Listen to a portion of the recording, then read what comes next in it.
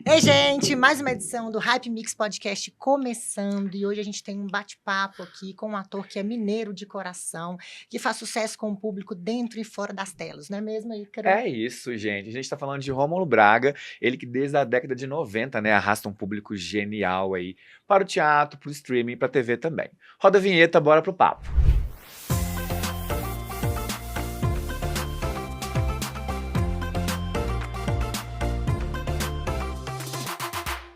Rômulo Braga nasceu em Brasília em 1976, contei a idade dele aqui, mas cresceu em Belo Horizonte e iniciou sua trajetória artística ainda nos anos 90. Contei isso também para vocês, né? Especialmente aqui nos teatros da capital mineira. E ele ganhou reconhecimento nacional com trabalhos de destaque em montagens como Aqueles Dois, né? Da companhia Luna Luneira. Não sei se eu falei certo, se eu tiver falado errado, me perdoem. E isso rendeu para ele uma projeção aqui em Minas Gerais, mas também nacional, né? E ao longo desses anos todos, desde a década de 90 até agora, o Rômulo ele construiu uma carreira bastante consistente, transformando com naturalidade entre o teatro, o cinema e agora o streaming, né, Letícia? Sim, no audiovisual, o trabalho do Rômulo ganhou ainda mais fôlego nos últimos anos. Ele interpretou figuras de forte presença em diversos filmes e séries, como foi com o DNA do Crime, uma produção da Netflix, que alcançou um público mais amplo. Na série, ele vive Benício, um agente da Polícia Federal envolvido em investigações criminais fronteiriças, papel que exige intensidade, contenção e uma espécie de dureza afetiva, traços que Rômulo domina com precisão. Já no cinema, em Homem com H, cinebiografia. Opa! Opa! Vamos voltar aqui. Cinebiografia de Ney Matogrosso, ele interpreta o pai do cantor, uma figura autoritária e rígida, cuja presença moldou parte da história emocional desse artista. Sua atuação foi elogiada pela crítica e pelo próprio Ney Matogrosso, reforçando sua capacidade de dar profundidade a personagens que orbitam histórias reais. Uau! Esse é Rômulo Braga, não é isso, meu querido? Seja Oi. bem-vindo ao Hype Mix. Valeu, obrigado. Tamo aí. E agora a gente já começou trazendo esses dois papéis mais recentes, né? Uhum. E fortes, né? Ambos muito fortes, assim. É. Esse é o Rômulo Braga, um ator que traz a expressividade mesmo com força e bem marcada para as pessoas assistirem? Rapaz, eu acho que é o Rômulo Braga do momento presente, das estreias presentes, né? Porque, assim, acho que o Rômulo Braga ele vai se metamorfoseando de acordo com o trabalho que ele vai fazendo, né? É a graça da arte, né? É a graça da arte. Então, tipo, calhou de eu fazer esses trabalhos em momentos diferentes da minha vida e que estrearam no mesmo tempo. Aí parece que eu tô fazendo coisas num registro emocional, psíquico muito parecidas. De fato, eu concordo. Mas foram em momentos tão diferentes. Aí parece que ele... Inclusive, eu fico pensando assim, cara, eu tenho que parar um pouco de fazer personagens mais violentos. Eu tenho que começar a fazer personagens com outra linha, porque senão a coisa vai ficando muito marcada, né? Certo. Então, mas acontece, porque o mercado também, ele, de alguma maneira, ele marca um pouco o profissional, o trabalhador, né? Ele marca um pouco isso, e as pessoas começam a criar alguma espécie de vínculo afetivo ou desafetivo, né? Ou até rótulo mesmo, né? Rótulo, a palavra é essa, né? E aí as pessoas começam a querer ver aquele ator, atriz, fazer aquela espécie de papel sempre. E, e eu acho que isso é um trabalho dobrado, às vezes, você querer mostrar outra coisa, outra faceta, enfim, é difícil um É pouco muito mesmo. engraçado, e aí, como que é o papo, né? Vendo o Rômulo falar disso, Letícia, eu me esqueci o nome da atriz, mas ela é uma atriz excepcional. Ela fez aquele clipe da Jennifer. Ela é uma mulher gorda e eu vi recentemente um depoimento Foi a dela. Mariana Xavier? A Marcelina. Exatamente. Nossa, me desculpa por ter esquecido seu nome. Mas eu vi exatamente um vídeo dela recente, onde ela traz exatamente isso. Assim, gente, por favor, para de dar esse papel pra mim de mulher gorda engraçada. Eu sou atriz, eu consigo fazer muito mais coisas interessantes. Meu corpo não é um estigma pra minha produção artística. E eu vi essa queixa dela e vendo você falar, eu percebo assim, né? Como vocês entregam o corpo pra arte, né? Pro personagem e acabam recebendo esse estigma. É muito louco isso. Que é um estigma social, na verdade, né? Isso é um Exato. espelho da sociedade, né? Se eu tenho um corpo X ou Y, é o que mais ou menos a sociedade me enxerga, né? Ali no cotidiano, na vida, né? É, e é isso, a gente tem um país ainda cheio de questões, problemas estruturais, né? Enfim, aí a gente tende a espelhar isso na vida, né? Enfim, a gente tende a acreditar mais quando a gente tem esses espelhamentos diretos, né? Num personagem, numa história fictícia, do Exato. que quando a gente começa a subverter demais, né? Teatro a gente tem um pouco mais essa liberdade, né? Agora o audiovisual não, a gente tem essa era, né, do hiperrealismo, né? Então as verossimilhanças, né? Então tem um pouco, eu acho um pouco careta, na verdade, É mas eu verdade, sou não só é? um trabalhador, né, do sistema.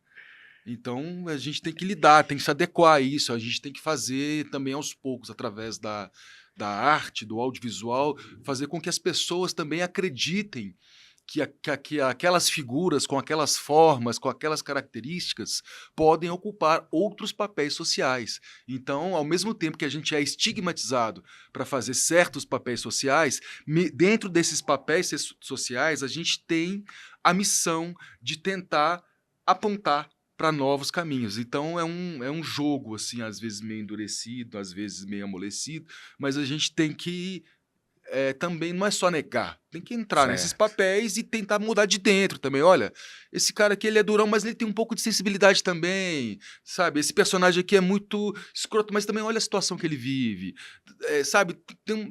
Tem uns que não tem como defender, é claro, Claro. mas tem sempre um universo em torno daquele Um personagem, contexto, um né? contexto, e que a gente tenta mostrar para quem tem sensibilidade, quem quer, na verdade, enxergar uma possibilidade de transformação enfim, do olhar que aquele personagem está inserido, do Muito universo que louco. aquele personagem está inserido. Ô Rômulo, e pegando o gancho do teatro, já que você falou sobre o teatro, né, você começa no teatro. É. Como você acha que esse início no teatro, todo o seu trabalho no teatro, colabora para essas produções audiovisual que hoje você está? Hoje ou há mais tempo, né? Tudo, né? Porque o É a teatro base, né? mais que base, né? O teatro é a mãe, né? É a mãe de tudo, ela que é a geradora de tudo, né? De todos os sentidos, todos os potenciais, todos os desejos, todas as criatividades, todos os estudos, o interesse pelos estudos, né? Então o teatro, ele não importa o quão você faça ou como você faça o teatro, ou para onde você vá no teatro, ou o que você conquiste ou não no teatro, a questão é a sua relação, esse contato né, primeiro com a obra literária, depois com um escopo de pesquisa, seja ela qual for, também não importa, pode ser literária, acadêmica, ou uma pesquisa social, documental, enfim. Mas essa relação com o trabalho e pesquisa da nossa sociedade, do comportamento humano, da psique humana, das diversas maneiras de linguagens artísticas, né? Então, todo esse contato o teatro é que proporciona, né? O audiovisual tem muito pouco tempo para poder preparar um profissional nesse sentido, né? Claro que tem profissionais que vão direto para o audiovisual que seguem um outro tipo de preparação que também é muito interessante, né? Mas o teatro ele te dá essa cancha de possibilidades de aberturas de portais para você enxergar, pesquisar e se aprofundar nos personagens e na figura humana, que é o foco da atuação, né? Sim, sim. E sabe de uma coisa que eu vejo também no teatro? Me corrija se eu estiver errado, tá? Eu sei tudo. É. Foi, então tá.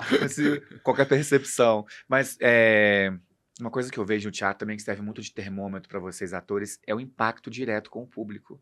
Porque se você tá no teatro, você tá vendo o pessoal aqui. Mesmo que ali seja um ambiente escurecido, enquanto as luzes estejam no palco, você vê o público, você vê a reação do público. O que você não tem através das telas, né? Você vai ver uma rede social, você vai entender uma crítica, às vezes até tóxica, que foge, distorce a realidade. Mas não é direto, assim, no olho no olho. No teatro você tem isso. Então eu acho que isso pode ser uma certa espécie de validação também, não é? Para vocês entenderem, terem como termômetro. Sem dúvida, não. Esse aspecto, sim, sem dúvida. E eu acrescento ainda, né, o que você disse, que também existe um hábito. Você se acostuma e até se vicia com esse tipo Hum, de relação, né? No início é um mar bravo, você está no palco enfrentando aquela plateia. Claro que às vezes você tem umas plateias muito duras, E aí fica realmente difícil de lidar com a plateia, aí você tem que fazer mil malabarismos, né, assim, para poder tentar reverter aquela situação da plateia dura. Mas, em modo geral, a gente acaba gostando muito de lidar com a plateia.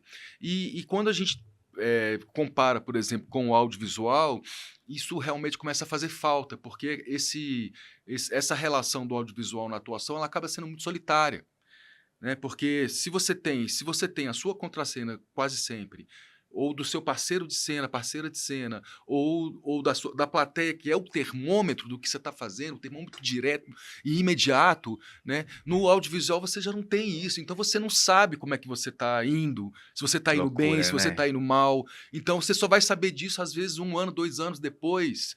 E ainda olhe lá, porque às vezes você não tem acesso à crítica, a todo mundo que assiste. Você já mudou, o seu olhar já mudou, tudo já mudou. Então, depois de 2 anos que você vai ver aquilo que você fez, você nem sabe mais o que significa aquilo para você, Exato. Já tá numa né? outra Já vibe, está em né? outra vibe, em outro movimento. Então, assim, é uma relação talvez um pouco mais dura, assim, mais fria, né? E aí a gente começa a encontrar também mecanismos para lidar com isso. Já que a gente não pode ser o ator super carente do set, que fica pedindo toda hora opinião, o que você achou, como é que eu fui, como é que... Né? Porque também é um trabalho, né, assim, cotidiano, é um trabalho de corre, né, set de filmagem. Não dá para ficar parando para falar como é que foi a sua cena, como é que você foi. É muita gente, é muita cabeça, é muita coisa para resolver. E diretora O pressando. diretor é muita coisa, enfim, só viver num set para entender.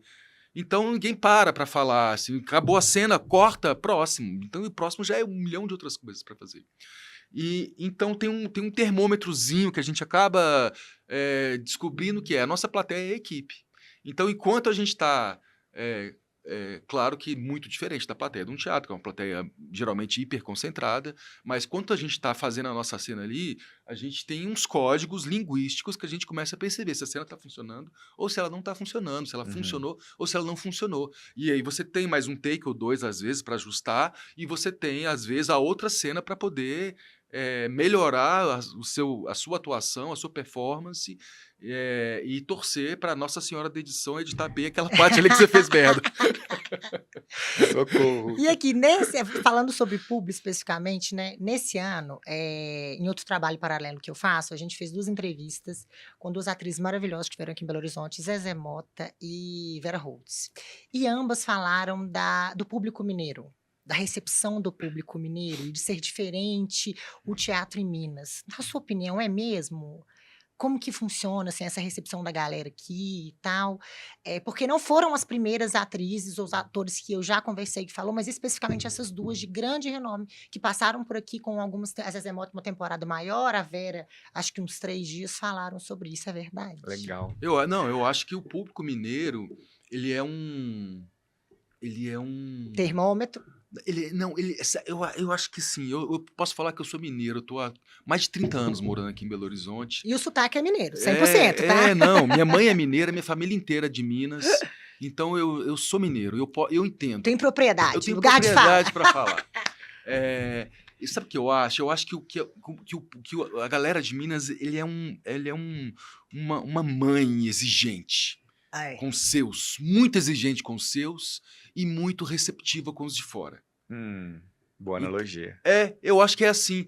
A minha mãe era assim lá em casa. Dentro de casa, uma exigência Sim. absoluta, assim, educação na mesa. Eu sou classe média baixa, classe média, né? Assim, eu comecei pobrinho, depois meu pai ascendeu um pouco no trabalho, a gente virou classe média. Então, sou um brasileiro mediano, comum e tal.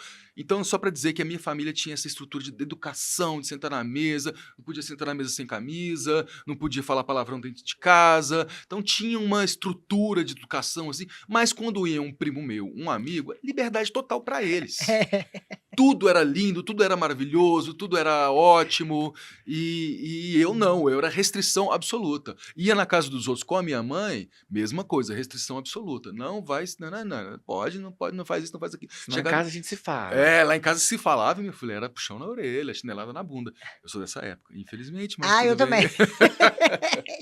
Então eu acho que o público mineiro, Belo Horizontino talvez especificamente, é Sim. um pouco assim. sabe? Muito exigente com os seus e muito receptivo com os de fora. E essa é a notícia que eu tenho de todo mundo de fora. Nossa, Belo Horizonte é tão hospitaleiro e tão Sim. receptivo. Assim, eu concordo com você, é de fato. Mas quem tá lá dentro, Apanha, né? bordoada. Mas deixa eu fazer um parênteses aqui pra falar de Dona Neuza, que é a mano. fã número 1 de Rômulo. Pra quem não sabe, Dona Neuza é a mãe do Rômulo.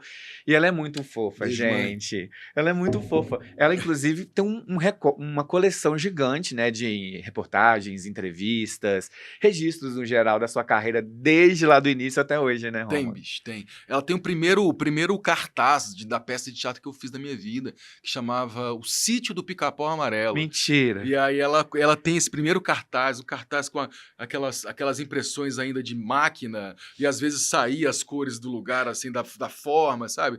Desse jeito, assim. E ela tem esse cartaz, ela guarda esse cartaz com o maior amor. Só que o que eu acho mais curioso, minha mãe fez 80 anos, né? Vai fazer 81 agora em janeiro. E o engraçado é que ela guardou tudo até a época do impresso. Quando começou o digital, ela parou de colecionar. Olha. Olha que doideira. Eu acho isso uma doideira. E ela tem, e é bonitinho, porque ela tem lá tudo impresso, jornal, recorte e tal, flyer de peça de teatro e tal, matéria de jornal, enfim, de estreia de alguma coisa. Muito Mas legal. E é curioso, porque foi quando eu comecei a entrar mais pro audiovisual que ela foi perdendo Esse entusiasmo, né? não entusiasmo, mas é porque é outra É geração, outra né, geração, gente? com Então, assim, certeza, com o certeza. acesso é muito diferente, né? Rômulo, e você falando que tem esse apoio da mãe desde o início, nem sempre a pessoa que escolhe ter uma carreira artística tem um apoio familiar, né? Ainda há um estigma de que, se você não estiver na Globo, você não vai ganhar dinheiro, não tem como você viver disso e Sim. tal. Como que foi isso, né? Você falou que seu pai, inclusive, era militar, mas você já falou do apoio da sua mãe. Como essa escolha por seguir uma carreira artística funcionou dentro da sua casa? Eu acho que funcionou do jeito que funcionaria pra mim hoje se meus filhos escolhessem a carreira artística. Eu diria, não vai não. Não entra nessa. Você não vai conseguir sobreviver desse negócio. É muito difícil, gente. É, E né, é mesmo, eu cara? concordo. Antes eu não concordava, jovem, 16 anos, rebelde, né, querendo mudar tudo, acreditando em coisas loucas do mundo, enfim. Mas assim, eu acho que eles tiveram uma grande responsabilidade de tentar me travar. Sim. Sabe, assim, eu entendo, hoje eu entendo bem eles, assim. Mas depois que eles viram que o negócio era muito mais sério, né, o vínculo era muito mais sério, era vital, né? Eu não queria fazer mais nada da vida, não tinha nenhum plano B, só tinha um plano A, que era esse. Então eles cederam. Mas eu passei muita perrengue, mas muita mesmo, assim, até a coisa. Nossa, Toma mas forma, né? muito, mas demora, é uma coisa muito lenta, né? Então, eu não sei como é que tá hoje para a juventude e tal, mas na minha época era muito difícil. Você tinha que ter uma família um pouco mais abastada para Ter poder acesso é a conseguir. palavra, né? Para poder conseguir ali se manter um filho já adulto, né, maior de idade e tal, né, para manter esse filho ali nesse período de estudos, né, sejam formais ou informais, mas manter o filho, filho ou filha nesse período de estudos é muito difícil. E esperando a coisa acontecer, que pode ser que não aconteça nunca. Sim. Pode ser que não aconteça nunca, gente. Você pode viver de teatro em Belo Horizonte, é um negócio assim, meu Deus do céu. No Brasil, eu acredito que seja muito difícil. Eu tenho alguns amigos que trabalham quase que exclusivamente com teatro em São Paulo. Certo. Vivem bem. Não muito bem, não são pessoas ricas, né, mas vivem bem, né? Moram num lugarzinho um pouquinho bom, tem uma vidinha média boa ali, tem Aham. acesso a algumas coisinhas e tal. Mas não sei, aqui em Belo Horizonte eu acho tão difícil, assim, as pessoas, né, assim, quantas peças de teatro a gente vai por ano, né?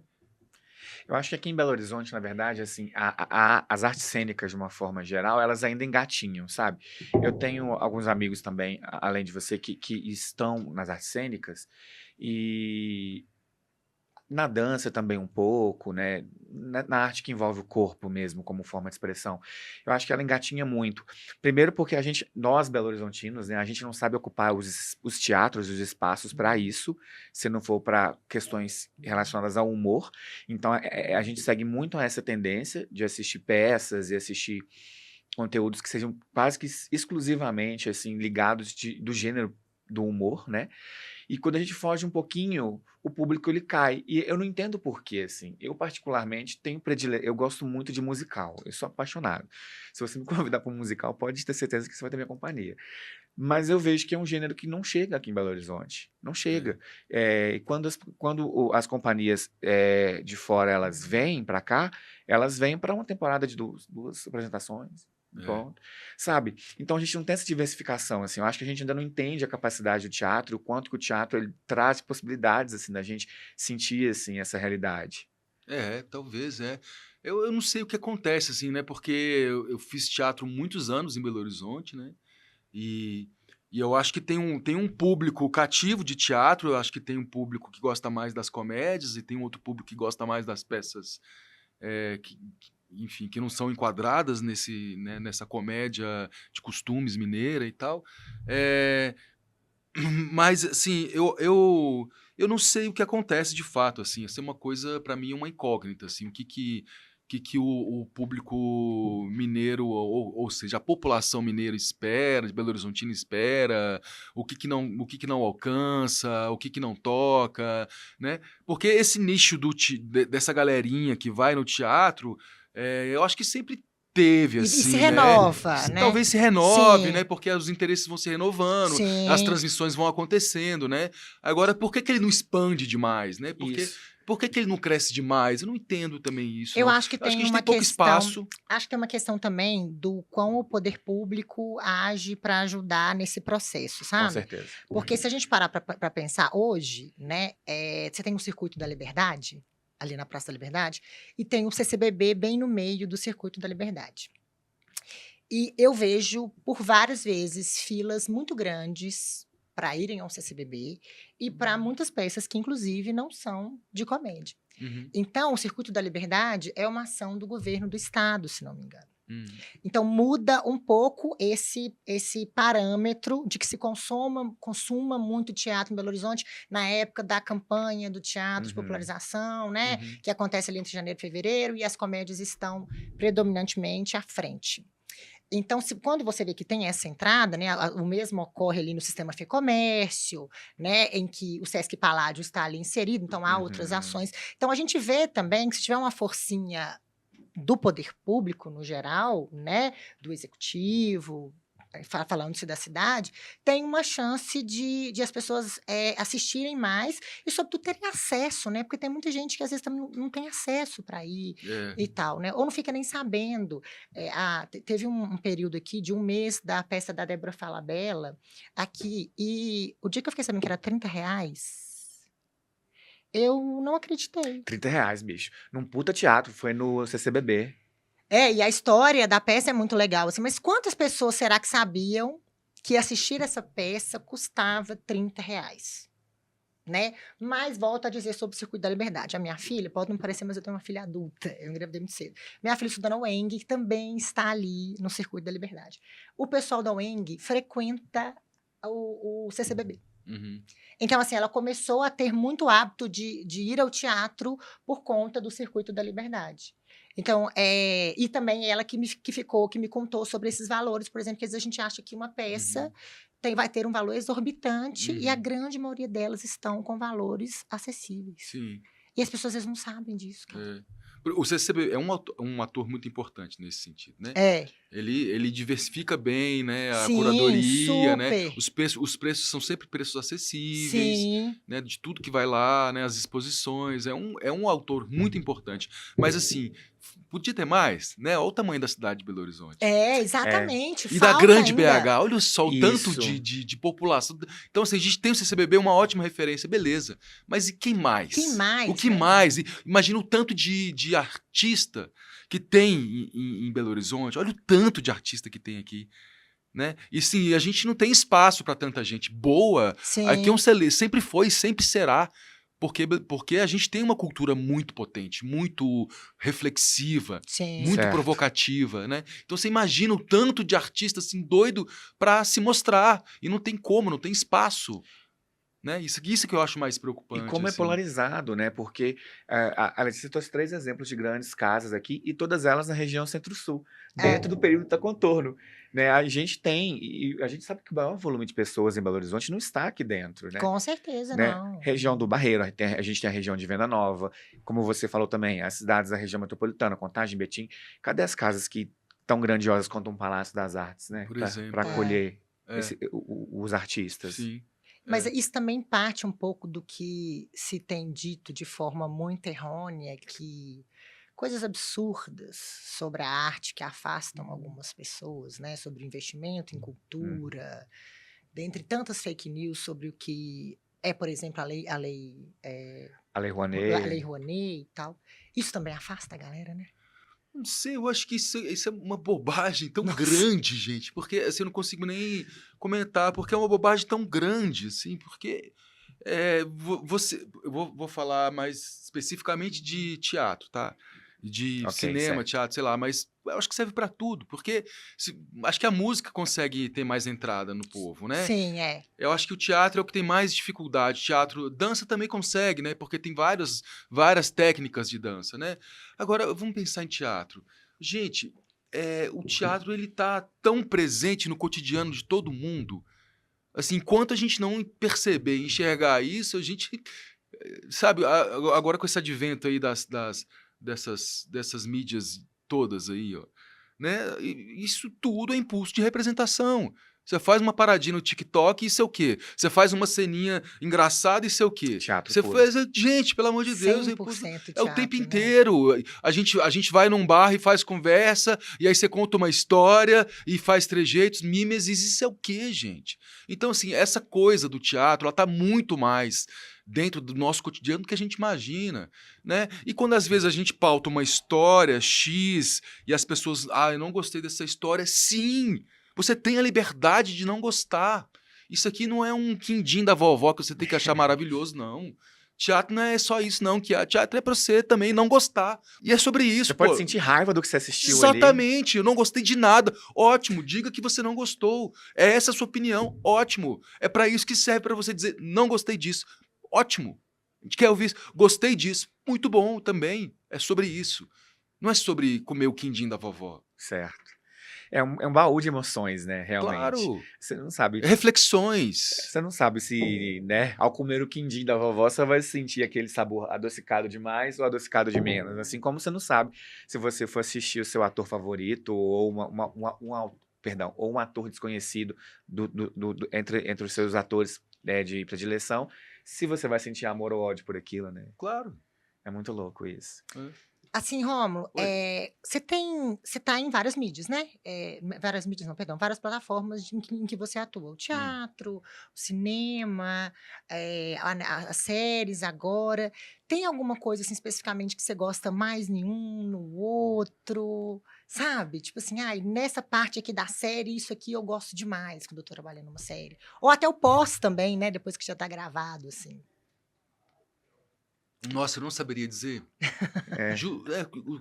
Sim, com toda honestidade, assim, eu não saberia dizer. Tipo cinema, porque eu sou completamente alucinada por cinema. Uhum. Cinema me prende em todas as circunstâncias da minha vida desde que eu era muito nova. Eu acho cinema genial, cara. Uhum. E assim, na minha cabeça, na minha concepção, ver uma pessoa no cinema real, né? Eu ver na minha Aham. casa, não ir pro cinema, Aham. ver. Na sala Eu mesmo. acho sensacional, cara. Eu acho uma experiência. Eu sempre falo para as pessoas: vão ao cinema, gente. Cinema não é sobre sair de casa e eu vou gastar dinheiro. É a experiência incrível que o cinema te proporciona. A experiência raiz mesmo. Luz apagada, pipoca, prestar atenção, chorar, rir, sabe? E aí eu fico pensando assim: se eu fosse uma familiar sua te vendo no cinema, cara, assim, nossa! O pós depois, sabe? Dessa arte que você participou ali. Não é muito sensacional, não, cara? Deve ser, né, cara? Não, assim, a experiência do cinema realmente é uma coisa Diferenciado. diferenciada. Imersiva, né? Não, é impressionante. É Uma tela daquele impressionante, tamanho, com gente. aquele som, uma boa sala de cinema bem montada, não, é assim, é uma coisa fora do comum, assim, realmente. É, Mas o ato de fazer é diferente do ato de, É. né, Consumir, né? de consumir, né? É- é- é- Então, assim, quando eu comecei a trabalhar com cinema, eu tinha um desejo absurdo de conhecer aquele objeto, né? O que é isso, né?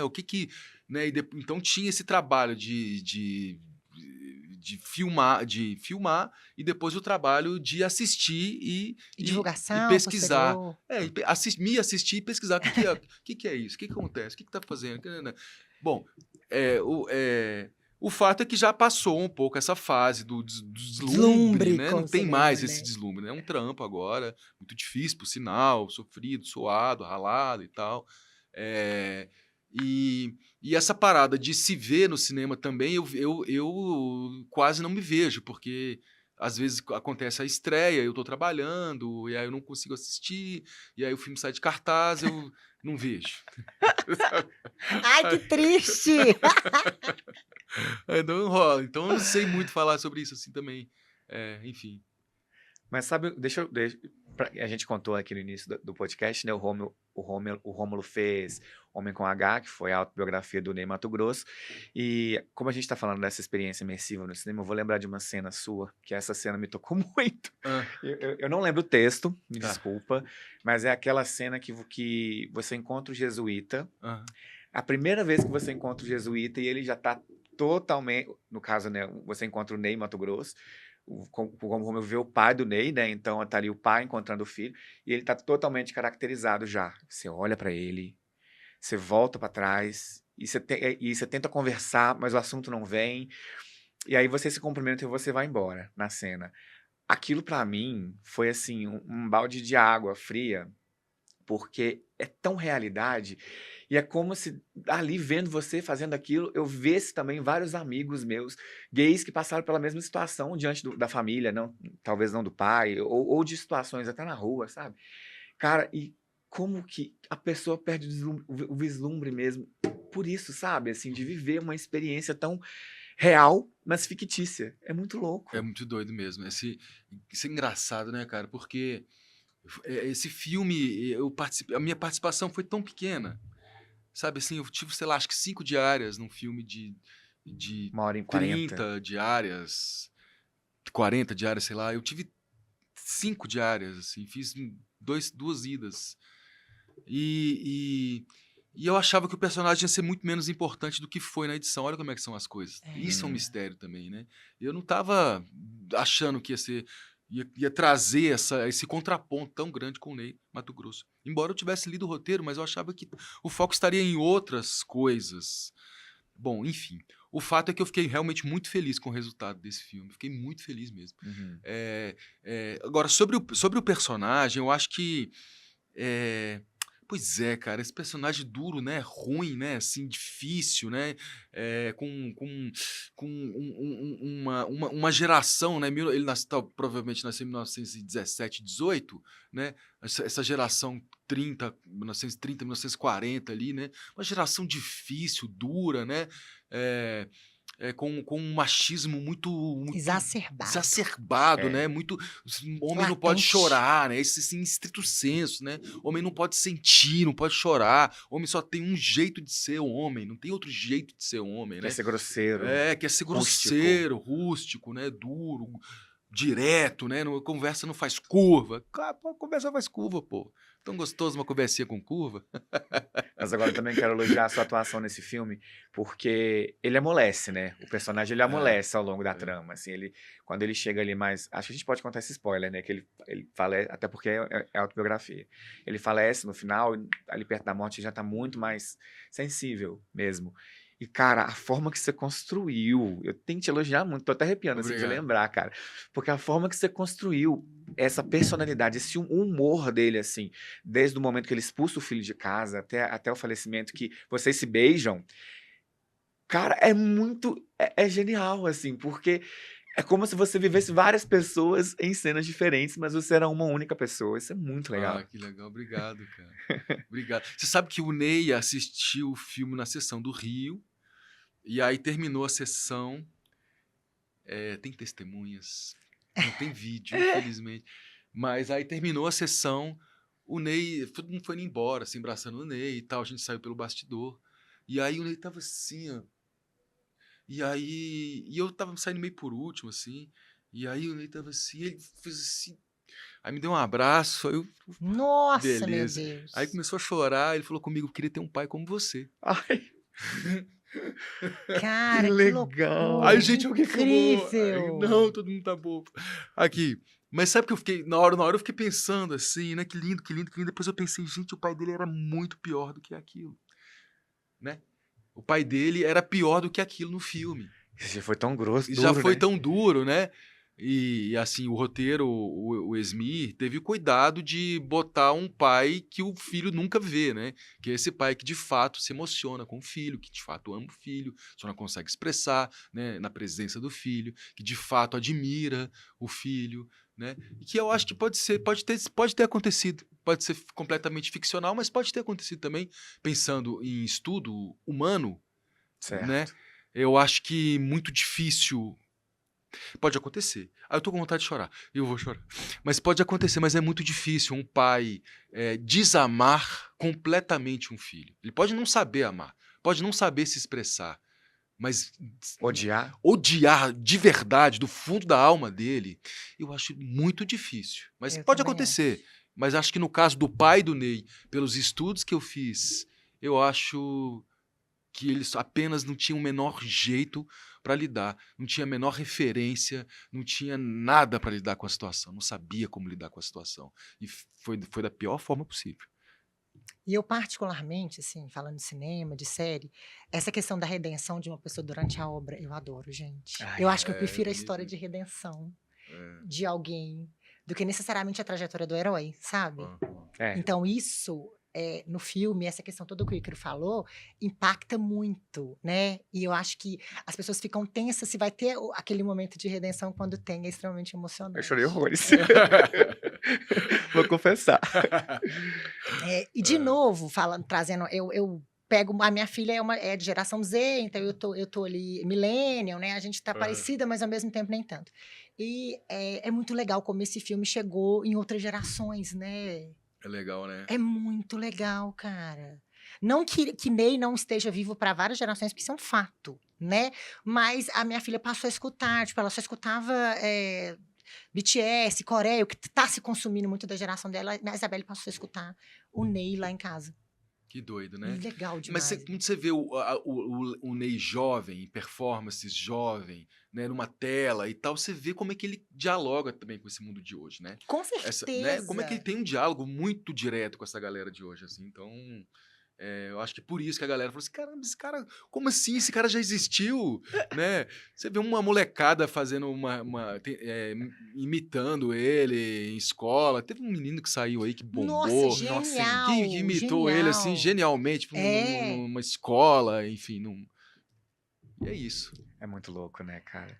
Nossa, falar de arte deixa a gente tão livre, né? Eu fico super É emocionada, muito assim, legal, sabe? cara. É muito legal. Aqui, voltando a falar sobre séries, assim, o que você tá achando dessa. A gente estava conversando sobre isso, né, Ico? Essa era de ouro dos streams, sobretudo as séries brasileiras que estão bombando, né, em todos os streams, né? No Prime, na Netflix, na Amazon. A galera tá consumindo muita série brasileira É, atualmente, né? tá. As produções brasileiras são muito boas, né? Muito Acho que o boas. brasileiro sempre foi muito bom, assim, em tudo que ele faz, assim. O que falta mesmo é incentivo, né? Você põe um dinheirinho ali, põe um incentivo ali, põe um espacinho para ele trabalhar, deixa ele trabalhar que ele vai fazer bem. Vai fazer bom. É muito compromissado, muito criativo. A nossa cultura é muito diversa, então tem muito material sempre para trabalhar, Isso é né? verdade, né? A gente vive em mundos parecidos, mas muito diversos. Olha nós três aqui. Olha o É. tanto de coisas Percepções diferentes, diferentes. percepções, olhares, sentidos, sensações. Olha o tanto de coisa que a gente tem. Então, imagina isso junto numa sala de roteiro, ou numa produção de um filme, de uma peça, de um show de música, de uma construção de um cenário, de um figurino, enfim. Então a gente tem essa criatividade por nascença, né, de origem. né? Por São causa desse... produções brasileiras que falam sobre fatos, pessoas brasileiras. Isso é muito legal, Isso é né? muito legal. E o brasileiro tá perdendo, tô começando a sentir, perceber, tá perdendo o medo, o preconceito de se enxergar na tela, Sim. né? Eu acho que o brasileiro sempre teve esse medo, esse preconceito de se enxergar, não quer se enxergar, se acha feio, se acha um povo, perdão, se achava um povo feio, um povo esquisito, o bonito era europeu, o bonito era o norte-americano. Agora o brasileiro tá voltando com uma estima, tá gostando de se ver Isso é representado ótimo, nas né? suas situações, nos seus corpos, nas suas falas, né? Então isso também é um negócio muito importante. E quando o brasileiro tem esse apreço, somos 200 milhões. A gente Mais de, consome a gente muito. somos 200 milhões e isso a indústria mundial está percebendo isso. Exatamente. Vamos dar valor para esse povo, né? Caramba, não, vem os artistas estrangeiros pra cá pra fazer like e não sei o quê, porque são 200 milhões, gente. Isso é público pra caramba. E tá todo mundo percebendo isso. Não, peraí, não vamos mais ignorar esse terceiro mundo aí, não, porque tem coisa aí, tem like aí, tem consumo aí. Então para além do brasileiro também se reconhecer, eu acho que tá todo mundo percebendo Engaja, que né? tem público aqui. E uma coisa também que eu posso ter uma avaliação equivocada, me corrijam, por favor, é que a gente vivia uma polarização muito grande da distribuição de conteúdo 20, nem 20, mas 10 anos, 10, 15 anos atrás ali. A gente tinha as emissoras de televisão, poucas, É. distribuindo conteúdo, algumas com audiências mais estratosféricas que as outras, e elas controlavam tanto a distribuição através da sua própria frequência televisiva, mas também no teatro não, né, no cinema, né? A maior parte das produções, existem, né, até hoje, mas existiam as produções independentes, mas elas não competiam contra o marketing excepcional que esses grandes polos faziam. Hoje, com o advento da internet, com a ascensão do streaming, a gente consegue ter uma liberdade maior. Então, a gente está se libertando daquilo. E agora elas entram na concorrência em vez de Daquilo que é liderarem. muito ditado pela grande mídia, né? E isso, acho que dá mais oportunidades para a gente de se enxergar também, porque você pode colocar nesses espaços a nossa própria essência, assim, a nossa própria imagem, né? Então, eu acho que essa despolarização também da distribuição do conteúdo colaborou muito também para a gente se entender e entender o que a gente gosta de consumir. Sim, com certeza, eu concordo plenamente. Eu só acho que é um caminho que a gente caminha bem, né? Tanto nos streamings, que é uma indústria 100% estrangeira, quanto no cinema nacional, que eu acho que é uma coisa que ainda está um pouco carente ainda. Eu acho que ele precisa de um olhar muito mais atento, né, de toda a política pública. Mas, enfim, vou falar exclusivamente dos trabalhadores brasileiros. Eu acho que a gente está no caminho frágil, porque, assim, sei lá, se chegar um próximo governo aí, ou um outro governo qualquer aí, que não tenha nenhum apreço à cultura, a coisa morre. Então, assim, então a gente não tem ainda uma solidez nesse Não sentido. tem. A coisa já provou que é boa, que sabemos fazer, fazemos bem, mas a gente precisa de uma política pública que nos dê segurança. Né, que vire governo, que entre governo, que a política seja nacional e não de governo, seja uma coisa, um patrimônio brasileiro. A gente vai entender isso. Em algum momento, eu acredito que a gente vai entender isso. Que isso é um patrimônio brasileiro. Mostrar. Um bem, né? Os Estados Unidos fez isso, gente, pelo amor de Coreia Deus. do Sul Quem fez ama também. Coreia do Sul tá bombando por causa disso. Quem ama essas culturas, perceba que o Brasil precisa de ter esse apreço pelo seu patrimônio, né, cultural. Porque se não tiver, a gente vai ser sempre o segundo, terceiro, quarto, quinto, né? Se a gente tiver, a gente pode ser o primeirão ali. Nossa, que cultura maravilhosa do Brasil, vender pro Brasil inteiro essa cultura. E não vender só sempre as mesmas coisas que a gente vende, que são ótimas. Mas tem outras coisas também, culturais, que a gente pode vender. Outras histórias. Que homem inteligente, não é, Maravilha. Letícia? Que corte, né? Que Por corte. favor. Meter um corte desse aí, ó. Engaja demais. Ai. Perfeito. Rômulo, a gente já está chegando no final. Eu quero muito agradecer esse papo aberto, esse papo incrível, né? Que a gente conseguiu ter aqui. Eu acho que com certeza quem assistir vai ficar muito feliz e vai, quem sabe, enxergar a arte de uma forma mais clara e mais viva, né? Com certeza. Pra mim foi só aprendizado, tá? Com Eu certeza. botei até gravando aqui, ó. E eu sou boa de replicar o discurso depois como se fosse meu, sabe? Pego tudo e finge que isso aqui é meu. Aqui, ó, eu tenho a Brincadeira. liberdade de dizer que eu posso discordar de tudo que eu falei agora. E agora, Letícia? Nada, porque foi muito forte. O problema é que aí a gente vai ter que administrar esses cortes pra eu fingir que determinada fala é minha, comigo defendendo o cinema, a arte cheia de poder. O editor vai sofrer, tá vendo? Oh, muito obrigada, foi Obrigado. incrível, cara. Quando eu falei pra minha filha que eu ia conversar com você, ela falou: mãe, aquele moço do filme do Ney Matogrosso. Ela falou: nossa, que genial. E aí a gravação, a gente tá gravando, vai sair depois, eu vou falar com ela, Belle, posso te dar um spoiler. Maravilhoso. Legal, valeu, obrigado, gente. Vocês são Obrigada ótimos. a Muito obrigado aí, você. valeu. Nada. Gente, até mais, né, amigo? Pois é, mais um episódio do Hype Mix chegando ao final aqui. Vou convidar para você aí, ó, que tá acompanhando a gente, seja lá de onde, ficar antenado em todas as nossas redes sociais. A gente tá no Instagram, no YouTube, no Spotify. É só procurar por Hype Mix Podcast que vocês encontram. E é claro, fica também antenado aqui na Rádio Mix, porque o conteúdo é bom. Bom demais da conta. Muito obrigada. Obrigado, beijo, gente. beijo, valeu.